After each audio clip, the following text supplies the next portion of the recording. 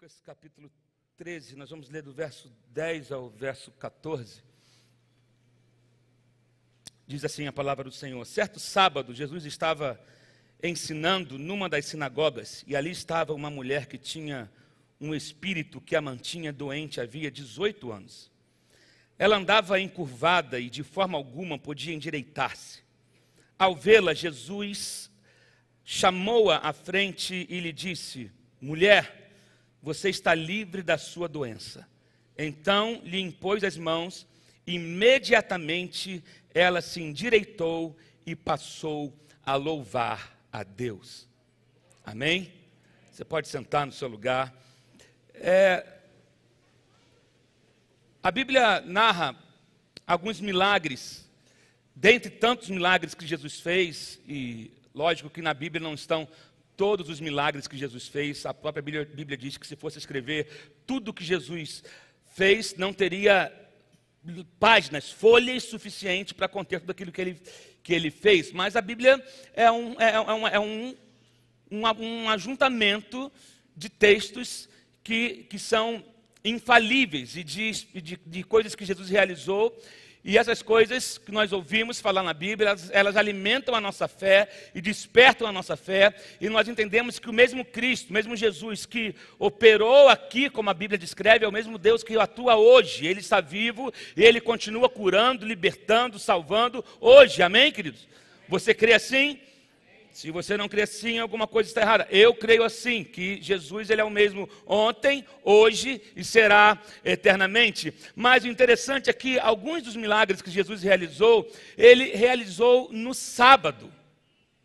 E o sábado era um dia especial para o judeu, como ainda é o Shabá, que era o dia em que Deus havia ordenado que eles descansassem. Então, os judeus, se você está em Israel hoje, por exemplo, no Shabá, quando dá sexta-feira, 3 horas da tarde, as lojas começam a fechar, você já vê o povo indo para as suas casas, os elevadores ficam com todos os botões acionados, você tem que ir parando de andar em andar, né? Uma vez eu estava em Israel, bem a primeira vez, eu passei mal, eu não me adaptei à comida assim que eu cheguei lá, e depois de horas viajando, eu tive um mal-estar, e a Fernanda, lembro que ela ligou para a cozinha do hotel, e era sexta-feira, era de noite, uma sexta-feira à noite, e o atendente falou: olha, eu não posso fazer nada, nenhuma sopa para o seu marido, porque eu sou judeu, então vou arrumar um árabe para fazer. E aí veio um árabe e fez uma sopinha, um caldinho de frango, e eu tomei. Mas eles levam isso muito, muito a sério. Porém, aquele que conhece a Cristo, nós entendemos que Jesus é o nosso sábado. O que nós temos que entender é o princípio do sábado. O problema é que os judeus se apegavam tanto, principalmente nessa época, à lei, que esquecia do princípio e de outras leis que também eram importantes. Já já você vai entender o que eu estou falando.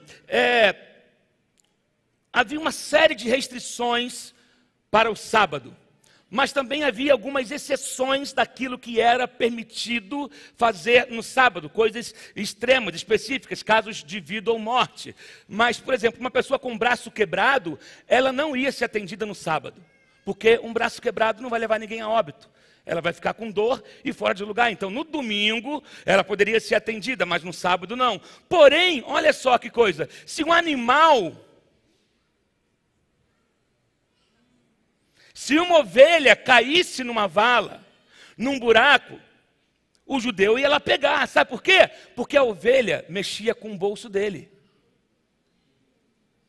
Gerava prejuízo. Então, aí por isso que Jesus ele confrontava as pessoas para dizer: olha só, o homem é mais importante do que o sábado. Eu fiz o sábado para o homem. E o princípio do sábado, o descanso, quando a Bíblia fala que Deus descansou no sábado, não é porque Deus estava cansado. Deus descansou para contemplar o que Ele havia feito. O descanso tem a ver com contemplação. Há quanto tempo você não contempla seu filho? Há quanto tempo você não contempla a sua esposa? Há quanto tempo você não tem tempo para desfrutar daquilo que as suas mãos produzem? Isso é sábado.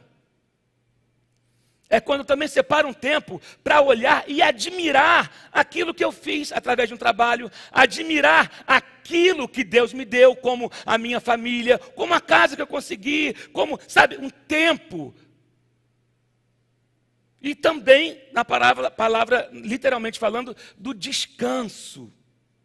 O descanso é necessário e o descanso é precioso. E a Bíblia vai falar disso lá em Hebreus, que nós devemos temer não entrar no descanso do Senhor. Bom, agora interessante, por exemplo, em Gênesis 17, no versículo 12, vai dizer que todo menino, no 8º dia de nascido, ele tinha que ser circuncidado. Se o 8º dia caísse num sábado, qual lei valeria? A da circuncisão, que era um pacto de Deus com Abraão, ou a lei do sábado? Existem momentos que duas leis batem de frente. E aí a que sobrepõe é aquela que tem o maior peso moral. O que era mais importante? O pacto de Deus com Abraão ou guardar o sábado? Então, por isso, nesse caso, a circuncisão acontecia no sábado, porque a aliança com Deus, ela era maior. Isso é interessante para a gente estudar. Então, eles, entre cumprir o pacto com Deus, por conta da aliança com Abraão, e guardar o sábado, o que tinha que prevalecer? Cumprir o pacto, porque Deus vela pela sua aliança. Entenda isso, amém, queridos? E vamos seguir. E nesse texto aqui de Lucas, que nós lemos, nós vemos a história de uma mulher que está encurvada. Mas antes de eu chegar nesse texto de Lucas capítulo 13, eu quero que você volte comigo algumas páginas para Lucas capítulo 6, porque também conta a história de um homem que Jesus também curou num sábado. Olha só, capítulo 6, verso 6. No outro sábado, ele entrou na sinagoga e começou a ensinar. Estava ali um homem cuja mão direita era atrofiada.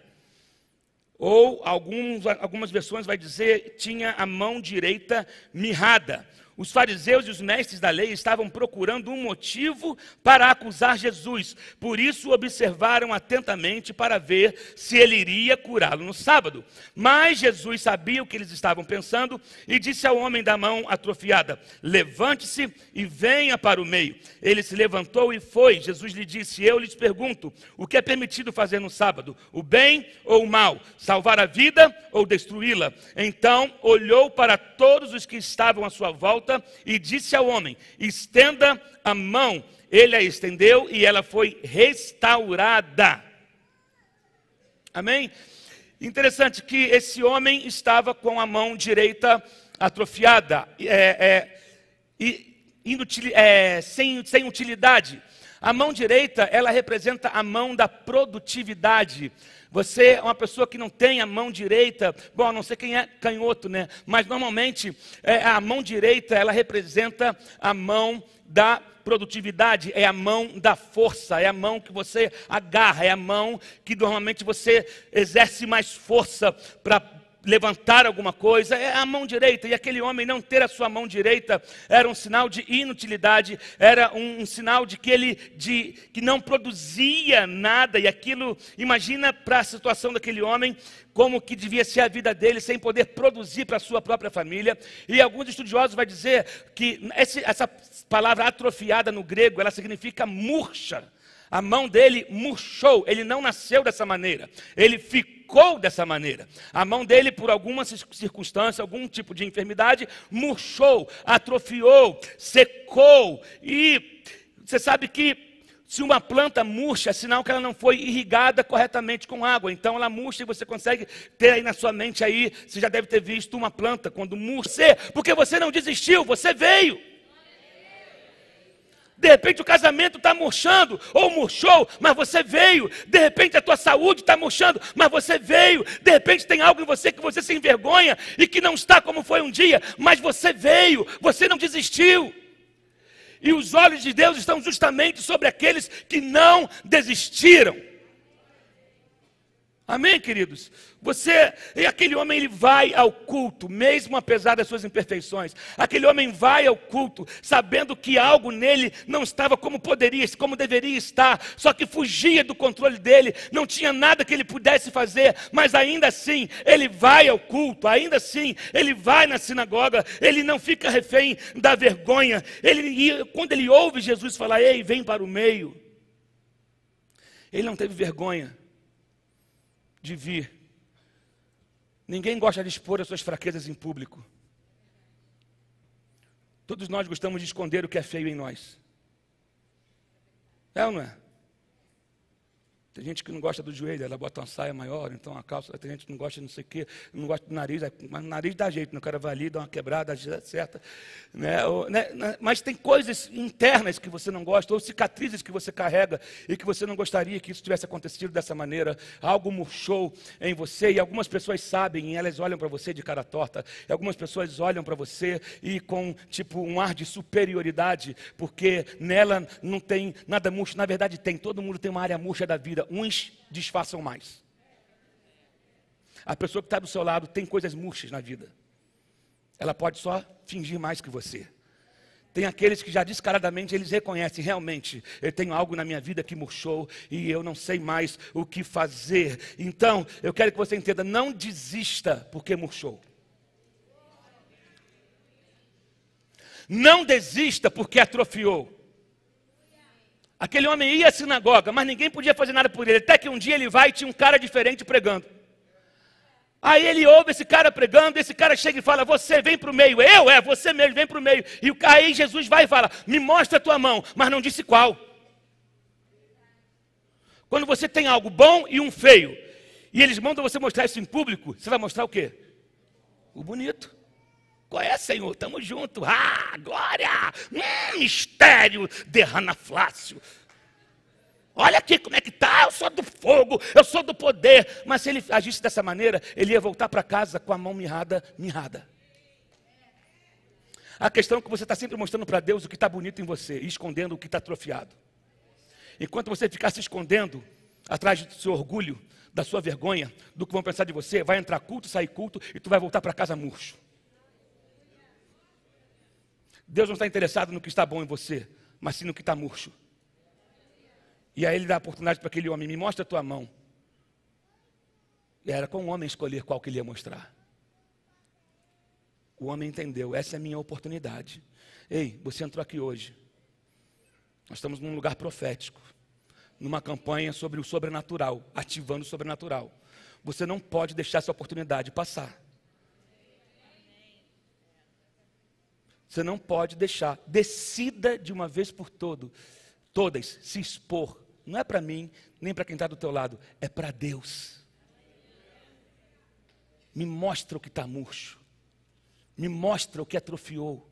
Aquele homem entendeu quando Jesus falou, mostra-me a tua mão. Ele falou, essa é a minha oportunidade. Ele mostrou a mão defeituosa. E ele voltou para casa completamente curado. Porque quando eu exponho a minha fraqueza, ela se torna a minha força. Então eu sou completo.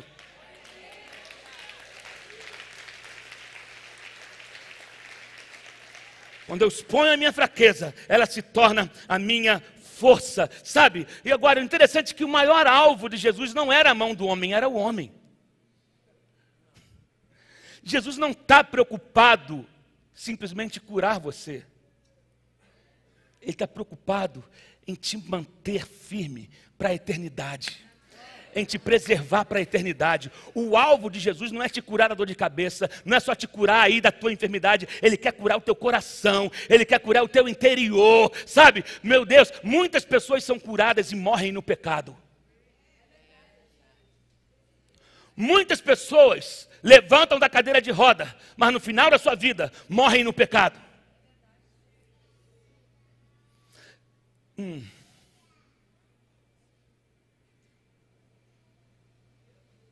Deus não quer perder você. Existem plantas que só sobrevivem no deserto. Se levar ele para um jardim bonito, ela morre. Tem plantas que só ficam vivas no deserto, debaixo do sol quente, no solo rachado, mas ali está produzindo. O propósito de Deus para a sua vida é que você produza. Agora, cada um vai produzir num solo diferente. Talvez você está querendo ir para o jardim, Deus está falando, queridão, a tua raiz é para deserto. Aí você está dando fruto. Aí você está tendo água. Aí você está sendo útil. Aí, eu te coloquei aí. Essa tua natureza está aí, faz parte, está aí. Se você está aí é porque você resiste a isso.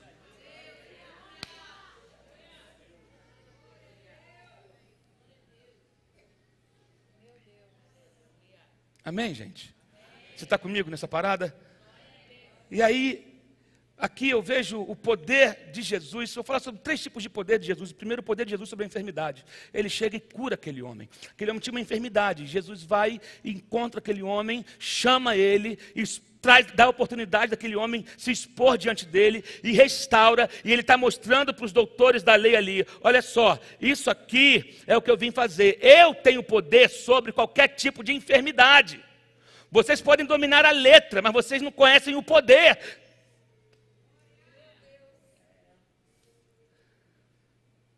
Por isso que eu digo, em seminários não te ensinam a ter poder. Seminário te ensina teologia.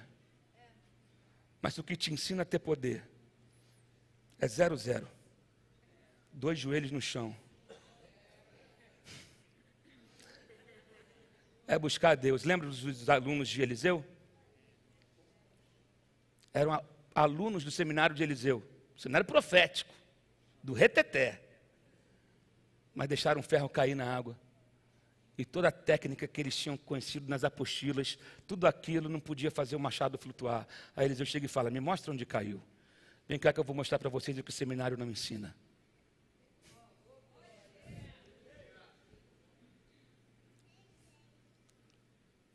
Ele deu uma ordem e o ferro do machado flutuou.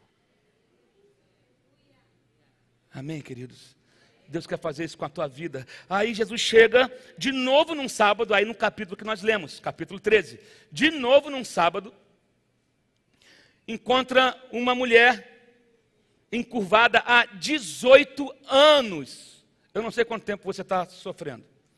Eu não sei há quanto tempo você está lutando com alguma coisa. Essa mulher aqui, ela andava encurvada há 18 anos. Há 18 anos que ela só enxergava terra. Há 18 anos que ela só conseguia enxergar o próprio pé. Há 18 anos que ela não conseguia saber o que é olhar para frente, o que é ter perspectiva de futuro. Há 18 anos olhando para o chão. Há 18 anos sofrendo. Há 18 anos encurvada. No capítulo 6, nós vemos o poder de Jesus sobre a enfermidade. No capítulo 13, nós vamos ver o poder de Jesus sobre a opressão demoníaca, que se manifestava num espírito de enfermidade.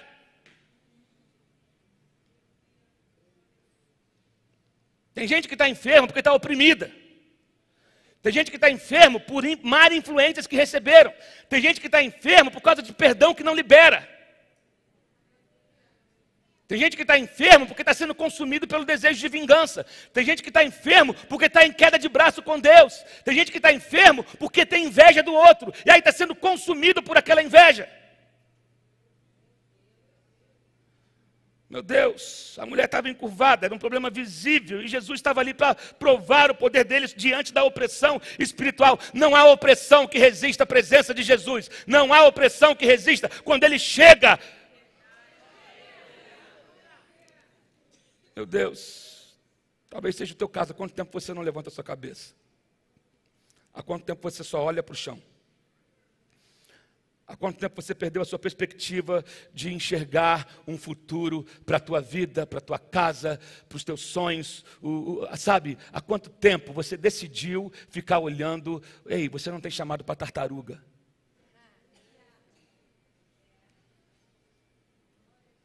Amém? Tartaruga só enxerga terra.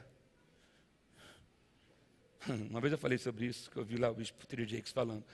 Você foi chamado para girafa. Para ser uma girafa. Não para ser uma tartaruga. Porque a girafa, ela come só do topo da árvore. Cada um come no nível da sua visão. Se você só enxerga a terra, só vai comer terra. Mas se você levantar sua cabeça, você vai comer das coisas que estão lá em cima. Essa mulher só conseguia enxergar o chão. Só que Jesus entrou naquele dia na sinagoga. Ah, querido, quando Jesus vem à igreja. Quando Jesus vem no culto, alguma coisa acontece. Quando Jesus vem à igreja, o culto não é mais o mesmo. Quando Jesus vem à igreja, há maravilhas, há milagres, há sinais, há manifestação do poder de Deus. Quando Jesus vem à igreja, a gente não consegue explicar, a gente só vive. Quando Jesus vem à igreja, os enfermos são curados, famílias são restauradas, a opressão ela é retirada. Quando Jesus vem à igreja, decretos são revogados, sabe, destinos são liberados. Quando Jesus vem à igreja... Jesus foi no culto aquele dia, irmão André. Ele chega no culto e ele olha para aquela mulher sentada do lado de fora da sinagoga, porque as mulheres ficavam num lugar à parte. Jesus enxerga através daquilo tudo e ele chama aquela mulher, e aquilo que a religião, provavelmente essa mulher, ela era uma frequentadora assídua das reuniões, ela ia em toda reunião, mesmo com dificuldade, mesmo encurvada, ela ia no culto. Talvez a condição de muitos aqui, você não perde um culto, você está vindo, mesmo se arrastando, mesmo debaixo de afronta, mesmo debaixo de palavras contrárias, mesmo apesar do seu dia difícil hoje, sabe, do aviso prévio que você recebeu, ou do mais um não que você recebeu, ou do mais uma discussão que você teve em casa, você chegou aqui, mas Deus também chegou aqui para dizer para você é o seguinte: eu tenho a palavra final para você. Mais um sinal de alguém que não desistiu. Meu Deus, e eu quero que você entenda que existem fortalezas do inimigo que ele quer impedir que você se desenvolva, que você seja livre. E essas fortalezas, essas prisões, existem de várias formas. Existe através de pensamentos, existe através de ideias, existe através de filosofias, existe através de doutrinas falsas, de imaginações. Tem gente que, por exemplo, quando ele teve acesso à filosofia, ele passou a crer mais nos filósofos do que em Cristo. E não dá. Como diz a canção do Clóvis Pinho, ninguém explica Deus. A ciência pode tentar, para de querer ficar. Tem gente que está oprimida por querer explicar Deus. E aí não consegue. Tem gente que está oprimida por doutrinas falsas, por evangelhos mentirosos e piratas que andam sendo pregados por aí, por promessas, sabe, mirabolantes que andam pregando por aí, e aí oprimiu você. Tem gente que não consegue crer no evangelho, porque já foi tão abusada por líderes evangélicos, ou se dizendo evangélicos, por pessoas que prometeram coisas, e milagres com hora marcada, e milagres condicionados à oferta que você ia dar, e isso nada ia acontecendo, e você foi ficando oprimido por conta disso. Eu quero que você entenda que o evangelho não é isso.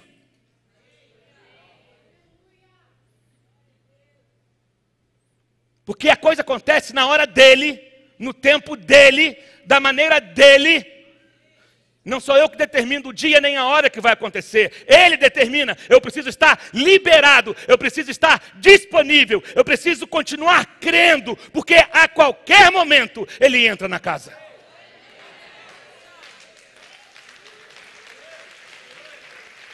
A qualquer momento ele entra na casa. Sabe, e talvez essa frustração toda pode ter desencadeado em você um espírito de enfermidade, um ponto de apoio para que a enfermidade se manifestasse, mas na verdade é um espírito maligno por trás disso. Mas em nome de Jesus, ele vai ter que meter o pé hoje.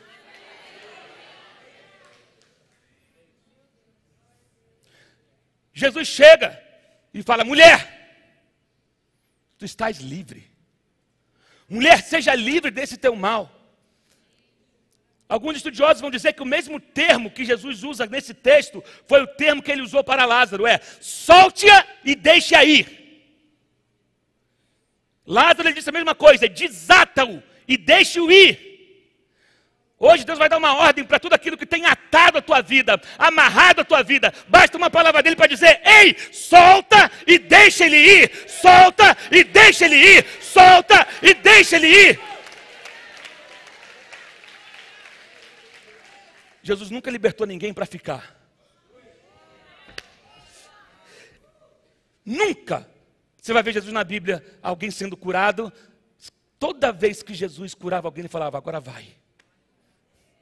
Vai, conta, volta para sua casa, vai, anda. O endemoniado gadareno, depois que foi liberto, queria ir com ele. E ele disse, não, vai para a tua cidade, vai para a tua casa e cumpra o teu chamado. Faz lá, é isso. Ei, Deus vai te libertar, não é para você ficar, é para você ir. Para você caminhar, para você andar, para você frutificar, para você ser produtivo. Isso, solte-a, solte-o, tudo aquilo que está prendendo, tuas finanças, tua casa, teu casamento, coisas que estão retidas. Hoje vai vir uma ordem do céu e já veio dizendo, solte e deixa ir. Jesus está na casa, irmãos. Solte e deixa aí. Aqui ele estava dizendo, deixando claro o seguinte, eu tenho poder sobre todo espírito maligno. E eles não resistem ao meu comando. O diabo treme quando ouve o nome de Jesus. Esse próprio texto do endemoniado gadareno, quando Jesus chega, ele já fala, o que o senhor veio fazer? O que você veio fazer aqui? Porque veio nos atormentar antes do tempo.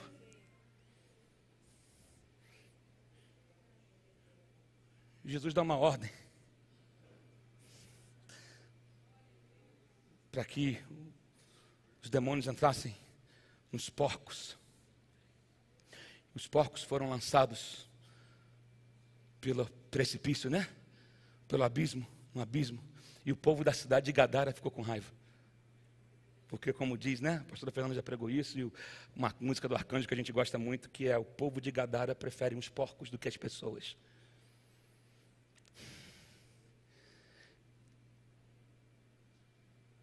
E Jesus liberta aquele homem, solte-o. Jesus não faz muito espetáculo, negócio de pirotecnia e espetáculo com a questão da libertação. Não é um espetáculo. Tem gente que gosta de fazer espetáculo. Jesus chegar e falar, solta e deixa ir. E o diabo ia embora.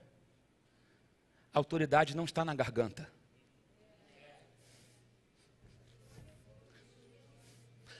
A fé não está na garganta. Não é no muito gritar, não é no muito falar, é na autoridade. Solta e deixa ir. Vou ficar batendo papo com o diabo? Eu vou dar meu tempo para ficar batendo papo com o diabo? Para ficar conversando com o diabo? Entrevistando o diabo? A palavra é uma, meu irmão, não tem ideia. Solta e deixa ir. É uma ordem. Amém, queridos? É uma ordem. Aí, em Lucas, capítulo 14, verso 1 ao verso 3, vai dizer também, num sábado, olha só como é que diz, no sábado. No sábado, Jesus está na casa dos fariseus. Entrando Jesus para comer na casa de um fariseu importante, observavam-no atentamente. À frente dele estava um homem com um corpo inchado. Engraçado que esse texto aqui, Jesus não fala com um cara doente. Jesus fala com os fariseus. Diz aqui o versículo 3, Jesus perguntou aos fariseus e aos peritos na lei, é permitido ou não curar no sábado? Mas eles ficaram em silêncio. Assim, tomando o homem pela mão, Jesus o curou e o mandou embora. Meu Deus, Jesus não fala com o homem, ele fala com os líderes, ele fala com os fariseus. E nesse dia os fariseus estavam fazendo um banquete, eles estavam esbanjando, eles estavam, sabe, enchendo a cara, bebendo, fazendo tudo o que podia ali. E Jesus está no meio daquele banquete, Jesus vê que tinha um homem enfermo e ninguém se importava com o homem. Ninguém estava nem aí para o que o cara estava sentindo. Se ele estava bem, se não estava. Ninguém perguntou o que está vendo com você, porque você está desse jeito. Agora, e Jesus vai dar uma alfinetada. Se um animal de vocês se machucasse, vocês iam parar tudo para ir atrás dele. Hoje em dia as coisas não estão muito diferentes não, irmãos.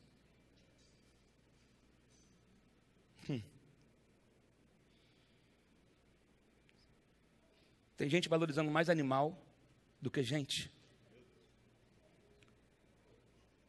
Gente, olha só, totalmente contra a machucar animal, não é isso não me entenda mal, ok? Amém? Não vai colocar a palavra na minha boca depois, dizendo, não, pastor Renzo falou, não é isso não. Mas hoje em dia as pessoas estão valorizando mais bichos do que gente. Tem leis para preservar bicho e não tem lei para preservar gente. Querem preservar o macaquinho e querem que o aborto seja liberado. Valores invertidos. Não tem que machucar nem o animal e muito mais tem que manter a vida e lutar pela vida e preservar a vida. Posso ouvir um amém aqui? Você concorda comigo? Sabe? Mas nisso tudo Jesus está dizendo o seguinte, olha só, eu sou o descanso de vocês. Jesus aqui estava mostrando o poder dele sobre a religiosidade. Eu sou maior do que a enfermidade, eu sou maior do que a opressão, e eu sou maior do que a religião. Resumo, eu sou tudo o que você precisa. Se você está em Cristo, você não precisa de mais ninguém, de curandeiro, de revelamento. Ele é a maior revelação. Ele é a revelação, Ele é a palavra encarnada, Ele é o Filho de Deus, Ele é o verbo que se fez carne, Ele nos completa, entra no descanso dEle, sabe? Entra no descanso dEle. Ele está mais preocupado com a tua alma do que com o teu corpo. Mas porque Ele te ama, Ele cura a sua alma e também o seu corpo. Eu quero que você fique em pé no seu lugar.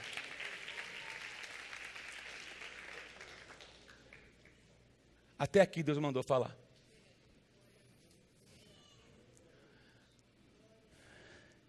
Eu quero orar por você. Eu quero pedir aos irmãos da intercessão para que venham aqui para frente. Todos os irmãos da intercessão que estão nesse lugar.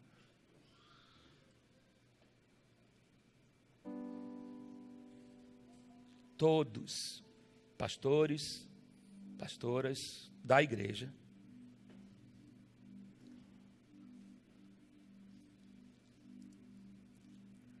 Está faltando obreiro.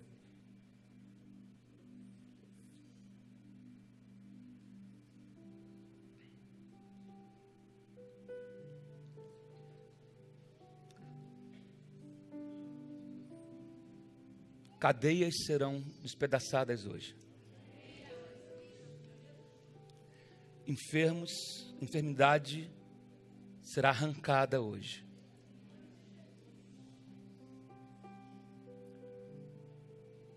O espírito da religião é aquele que quer te deixar preso a um formato. Presta atenção. Tem muitas pessoas que estão escravizadas pela religião. Não porque da denominação que eu venho diz assim, porque de onde minha avó disse que tem que ser assim, se não for assim, desse jeito, dessa maneira, não é. Eu quero falar o seguinte, Deus não está preso a nenhum formato.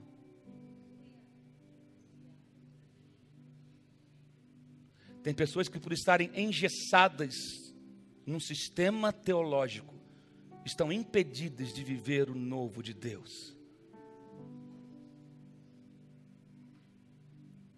Jesus chegou e falou, não quero saber o que está escrito naquele manual de vocês, eu quero que vocês entendam que eu sou maior do que isso tudo.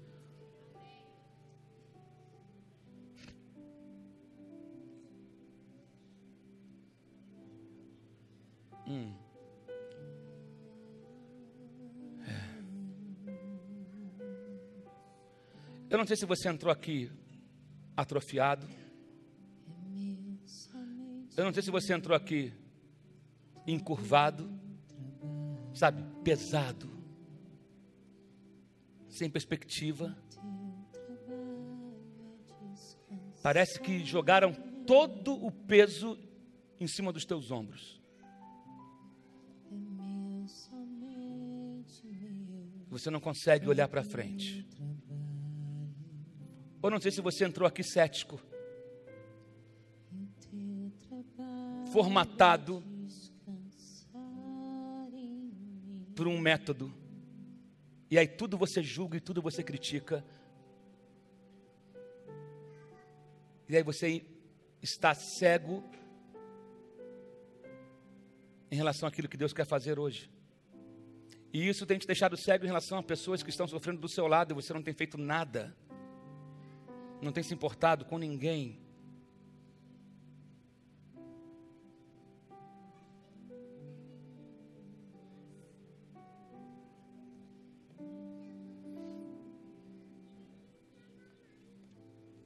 E aí eu vou terminar. Se você já se identificou com alguma dessas coisas, vai sair no seu lugar e vai vindo aqui para frente. Em Mateus 26, 22, só para você ouvir.